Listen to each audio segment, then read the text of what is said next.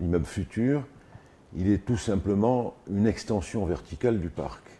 La végétation va partir un petit peu à l'assaut de l'architecture, et l'architecture sera cette composition harmonique entre le végétal et le minéral. C'est la raison d'ailleurs pour laquelle j'ai fait appel au talent de Laura Gatti, dont beaucoup de gens connaissent le Bosco Verticale à Milan, et qui est une des meilleures spécialistes pour démontrer qu'il est possible aujourd'hui de faire des architectures où la végétation sera le maître mot.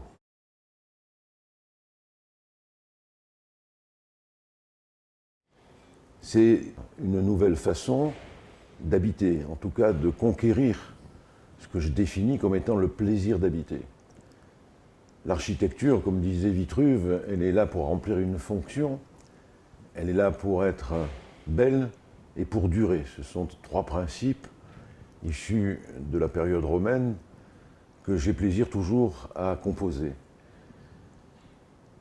À l'intérieur des logements, effectivement, il ne faut pas concevoir ces logements, comme on l'a fait trop souvent dans le passé, comme une réduction microcosmique des appartements bourgeois du XIXe siècle.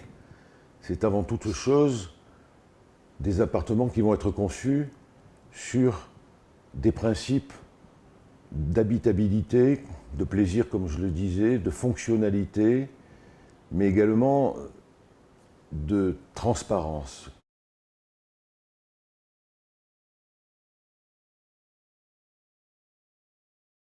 L'architecture est très végétalisée, donc il faut que cette végétation, elle profite, bien entendu, à la vision externe du bâtiment, mais également à la vision interne. C'est pour ça que sur les plans, il y a des croisées visuelles, il y a des perspectives visuelles qui vont de l'intérieur vers l'extérieur et réciproquement.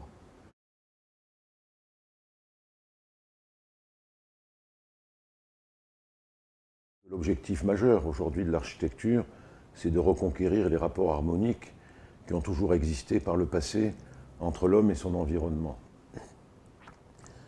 L'architecture, c'est également la capacité d'être un lieu de rencontre.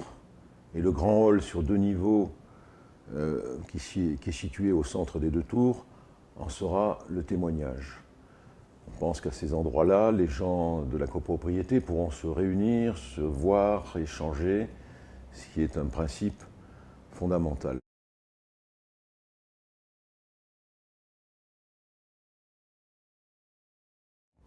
Nostradamus disait que si les pins disparaissaient, Montpellier serait détruite. Donc il y aura sur la partie sommitale des pins parasols pour retracer cette histoire montpelliéraine qui est chère au cœur des Montpelliérains et à moi en particulier. Dans les appartements, il y a un travail d'ergonomie qui a été fait de façon à apporter le maximum de confort, bien entendu, mais le maximum également de relations entre les êtres au sein de ces appartements. On a des espaces communs, on a ces grandes terrasses qui vont être la continuité de l'appartement, qui vont se connecter avec de grandes jardinières d'où s'élancera la végétation.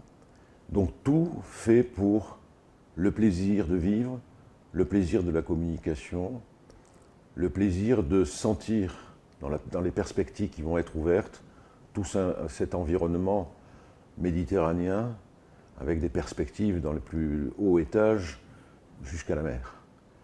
Je crois que ça va être un bâtiment emblématique de cette nouvelle tendance salutaire qui est de dire que l'architecture ne doit pas être quelque chose qui soit déconnecté de l'humain. Elle doit être au contraire le berceau, je dirais même l'écrin d'un nouveau mode de communication à l'intérieur des appartements. Je crois que la force d'avoir sur ce projet un promoteur comme Roxim, c'est cette qualité et cette vision que nous partageons ensemble pour le bonheur des gens qui vont vivre à l'intérieur.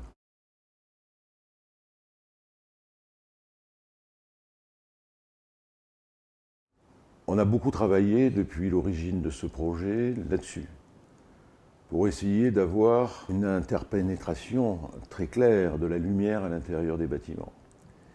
Je vous ai parlé des perspectives, je vous ai parlé également des volumes qui vont se définir et s'étendre vers l'extérieur, mais également certains appartements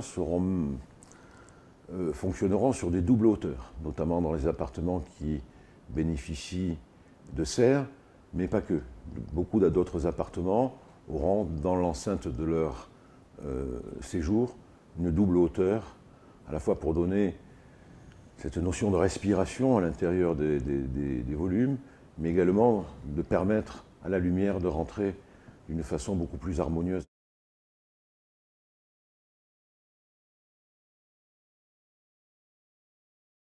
Chaque terrasse sera conçue comme un espace de vie connecté à l'intérieur de l'appartement.